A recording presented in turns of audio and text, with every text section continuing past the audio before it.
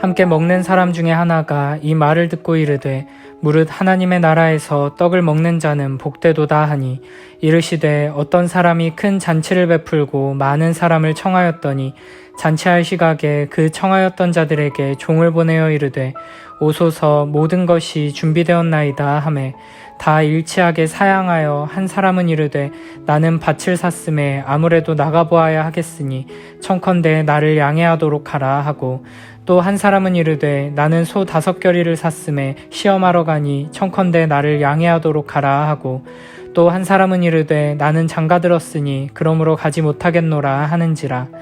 종이 돌아와 주인에게 그대로 고하니 이에 집주인이 노하여 그 종에게 이르되 빨리 시내의 거리와 골목으로 나가서 가난한 자들과 몸 불편한 자들과 맹인들과 저는 자들을 데려오라 하니라. 종이 이르되 주인이여 명하신 대로 하였으되 아직도 자리가 있나이다. 주인이 종에게 이르되 길과 산울타리 가로 나가서 사람을 강권하여 데려다가 내 집을 채우라. 내가 너희에게 말하노니 전에 청하였던 그 사람들은 하나도 내 잔치를 맛보지 못하리라 하였다 하시니라. 14장 1절부터 시작된 이야기가 이어집니다. 예수님께서는 안식일에 한 바리새인 지도자의 집에 초대받아 그곳에서 함께 식사하셨습니다. 그러나 그곳에 있던 율법교사들과 바리새인들은 예수님을 넘어뜨리기 위해 엿보고 있었고 예수님께서는 그들 앞에서 수종병 든 사람을 고치시고 오히려 그들을 꿀먹은 벙어리로 만드셨습니다. 그리고 잔치에 초대받은 자들과 잔치를 열고 사람들을 초대하는 자에게 하나님 나라의 복음을 전하시며 그들의 마음과 생각이 세상과 똑같은 어리석고 악한 상태라는 것을 적나라하게 드러내셨습니다. 그러다 보니 잔치의 분위기는 차갑게 얼어붙고 말았습니다. 그때 함께 식사하던 한 사람이 이렇게 말합니다. 하나님의 나라에서 떡을 먹는 자는 복되도다. 아마도 냉랭해진 분위기를 전환시켜보기 위해 던진 말이었을 것입니다. 예수님이 여러 가지 불편한 말씀들을 하셨지만 어쨌든 우리는 모두 하나님 나라 잔치에 참여하게 될 텐데 그 잔치가 얼마나 좋을지를 생각하며 마음을 풀자는 것입니다. 그러나 예수님께서는 비유를 통해 이들을 불편하게 만드는 하나님 나라의 복음을 다시 한번 선포하십니다. 어떤 사람이 큰 잔치를 베풀고 많은 사람을 청했습니다. 그리고 다시 잔칫날이 되자 그 청하였던 자들에게 종을 보내어 오소서 모든 것이 준비되었나이다 라고 말합니다.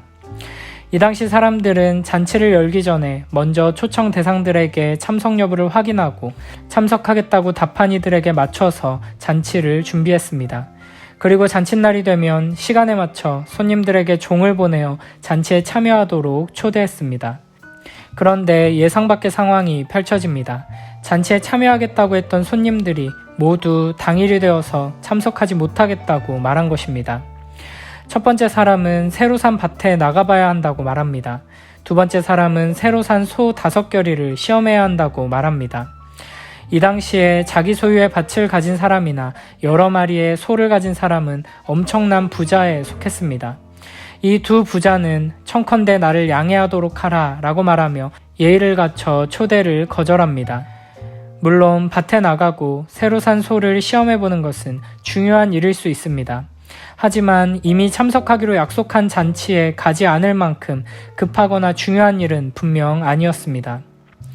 세 번째 사람은 결혼한 지 얼마 되지 않았기 때문에 가지 못하겠다고 단호하게 말합니다. 신혼부부가 함께 시간을 보내는 것은 매우 중요한 일입니다. 신명기 24장 5절에서는 장가간 지 얼마 안 되는 사람은 군대로 보내지 말고 아무 직무도 맡기지 말고 집에서 아내와 지내게 하라고 말씀하십니다.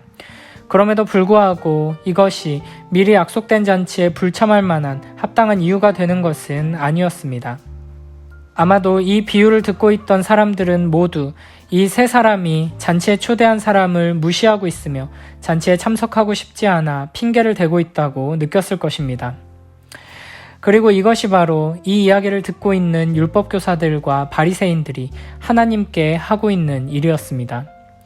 하나님께서는 수많은 민족들 가운데에서 이스라엘을 선택하시고 자기 백성으로 부르셨습니다. 이스라엘이 하나님을 선택한 것이 아니라 하나님께서 이스라엘을 선택하시고 부르셔서 나는 너희 하나님이 되고 너희는 내 백성이 되리라 말씀하셨습니다. 그리고 이스라엘을 하나님의 영원한 기쁨의 잔치로 부르십니다. 이사야 25장 6절부터 8절에서는 이렇게 말씀하십니다. 만군의 주님께서 이 세상 모든 민족을 여기 시온산으로 부르셔서 풍성한 잔치를 베푸실 것이다. 기름진 것들과 오래된 포도주, 제일 좋은 살코기와 잘 익은 포도주로 잔치를 베푸실 것이다. 또 주님께서 이 산에서 모든 백성이 걸친 수의를 찢어서 벗기시고 모든 민족이 입은 수의를 벗겨서 없애실 것이다. 주님께서 죽음을 영원히 멸하신다. 주 하나님께서 모든 사람의 얼굴에서 눈물을 말끔히 닦아주신다. 그의 백성이 온 세상에서 당한 수치를 없애주신다. 이것은 주님께서 하신 말씀이다. 이스라엘은 이렇게 하나님의 주권적인 선택으로 말미암아 놀라운 축복에 대한 약속을 받았습니다.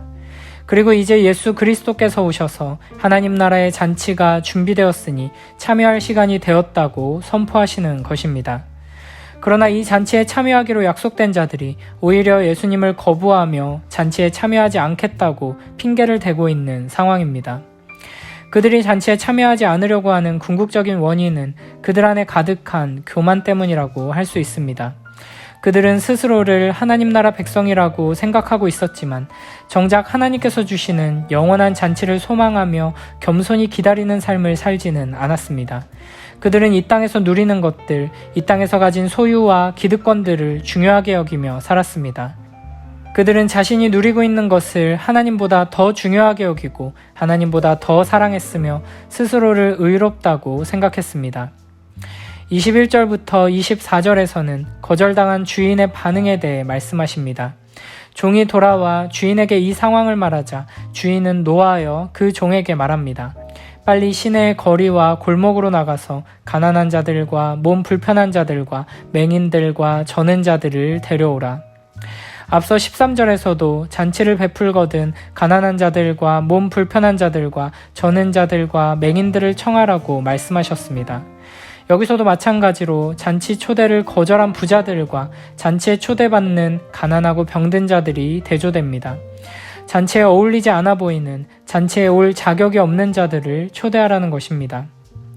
당시 이스라엘 사람들은 가난과 병을 죄로 말미암은 하나님의 심판이라고 생각했습니다.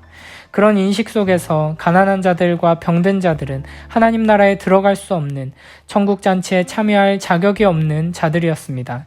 그러나 예수님께서는 이 이야기를 통해 하나님 나라의 영원한 잔치가 이와 같은 자격 없는 자들로 채워질 것이라고 말씀하시는 것입니다. 하나님 나라는 나는 감히 하나님께 나아갈 수 없습니다. 나는 천국 잔치에 참여할 자격이 없습니다. 라고 고백하는 겸손한 자들로 채워질 것입니다. 교만한 마음으로 하나님 나라를 하찮은 것으로 여기는 자들은 결코 들어오지 못할 것입니다. 이 세상 나라와 하나님 나라를 동시에 손에 쥐려고 하는 자들 또한 천국 잔치에 참여하지 못할 것입니다. 사실 엄밀히 말하면 이들은 하나님에 의해 거부된다기보다는 악하고 어리석은 스스로의 선택으로 초대를 거절하고 언약을 깨트리고 축복을 발로 걷어차버리는 것입니다. 22절에 보면 종이 주인에게 이렇게 말합니다. 주인이여 명하신 대로 하였으되 아직도 자리가 있나이다. 갚을 능력이 없는 자들, 자격이 없는 작은 자들을 초대했지만 아직도 남은 자리가 있다는 것입니다. 이에 주인은 이렇게 말합니다. 길과 산 울타리가로 나가서 사람을 강권하여 데려다가 내 집을 채우라. 길과 산 울타리가로 나가는 것은 성 밖으로 가라는 것이고 이는 이스라엘 백성을 넘어서 이방인들을 초대해 데려오라는 것입니다. 유대인들의 인식 속에서 이방인들은 지옥에 떨어져 멸망하는 것이 당연한 자들이었습니다. 이방인들은 하나님의 은혜 밖에 있으며 짐승과 다를 바 없는 존재라고 여기며 무시했습니다. 그래서 유대인들은 아침마다 기도하면서 이방인으로 태어나지 않은 것에 대해 감사기도를 드렸고 이방인들을 지옥의 땔감이라고 조롱했습니다. 그런데 약속을 받은 유대인들이 하나님과 맺은 약속을 깨트리고 초대를 거절하자 이제 가난하고 병든 자들을 넘어서 이방인에게까지 영원한 잔치의 초대가 선포되는 것입니다. 여기서 사람들을 강권하여 데려오라는 것은 강제로, 억지로 데리고 오라는 말이 아닙니다. 어떤 이들은 이 구절을 가지고 믿지 않는 사람들을 억지로라도 데려와서 예배당 자리를 채우라는 식으로 적용하는데 그런 의미가 아닙니다. 하나님 나라에는 교만한 자들, 세상을 더 사랑하는 자들은 결코 들어올 수 없고 오히려 감히 하나님 나라에 들어갈 수 없다고 생각하는 겸손한 자들이 들어오게 될 것이라는 말씀입니다. 그러므로 강권한다는 것은 스스로 이 잔치에 들어갈 수 있다고 전혀 생각하지 않고 있는 가난한 자들, 겸손한 이들에게 기쁜 소식을 전하며 어떻게든 설득해서 잔치로 데리고 오라는 것입니다. 주인은 또한 이렇게 말합니다. 내가 너희에게 말하노니 전에 청하였던 그 사람들은 하나도 내 잔치를 맛보지 못하리라. 이것이 오늘 말씀의 가장 중요한 핵심입니다.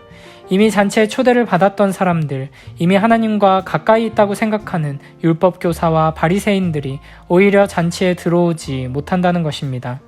교만한 마음으로 하나님을 무시하고 자기 의의를 자랑하며 하나님이 필요 없다고 여기는 사람들, 하나님의 백성이라고 하면서 이 세상의 일에 우선순위를 둔 채 살아가는 사람들은 결코 천국 잔치의 기쁨을 누릴 수 없는 것입니다. 13장 30절에서는 이렇게 말씀하셨습니다. 보라, 나중된 자로서 먼저 될 자도 있고 먼저 된 자로서 나중될 자도 있느니라. 14장 11절에서는 이렇게 말씀하셨습니다. 무릇 자기를 높이는 자는 낮아지고 자기를 낮추는 자는 높아지리라. 이것이 바로 하나님 나라의 원리입니다. 지금도 하나님께서는 우리를 하나님 나라로 초대하십니다. 영원한 하나님 나라의 기쁨의 잔치에 참여하라고 말씀하십니다. 그러나 많은 사람들이 교만하여서 이 세상에서 누리는 것들에 한눈이 팔려서 초대에 응하지 않고 있습니다. 하나님께서는 매일매일 우리로 하여금 천국 잔치의 기쁨과 행복을 누리며 살아가라고 예배의 자리로, 말씀 앞으로, 기도의 자리로 초대하십니다. 그러나 너무나 많은 사람들이 더 중요한 일이 있다고 핑계를 대며 이 귀한 초대를 거절하는 것입니다. 최대한 예의를 갖춰 잔치에 가지 못하는 이유를 설명하며 양해를 구하는 사람들도 적극적으로 하나님의 말씀을 무시하고 천국 잔치를 조롱하는 사람들과 전혀 다를 바가 없다는 것을 기억해야 합니다. 하나님의 초대에 아멘으로 화답하며 순종하지 않는다면 그 어떤 핑계도 그 어떤 변명도 소용없을 것입니다. 지금 눈앞에 닥친 문제들, 학업과 직장과 사업에 관련된 일들, 나 자신의 계획이나 나의 건강, 나의 가족 등이 핑계가 되어 하나님의 초청을 거부하며 하나님을 진노케 하고 있는 것은 아닌지 우리는 스스로를 돌아봐야 합니다. 이 세상 그 어떤 일도 하나님 나라의 영원한 잔치에 오라는 초대에 반응하는 것보다 중요한 일도 시급한 일도 없습니다. 오늘 나에게 주어진 기회를 놓치지 않고 매일매일 우리를 영원한 천국 잔치로 초대하시는 하나님의 그 부르심에 응답하고 순종하는 우리 모두가 되길 축복합니다.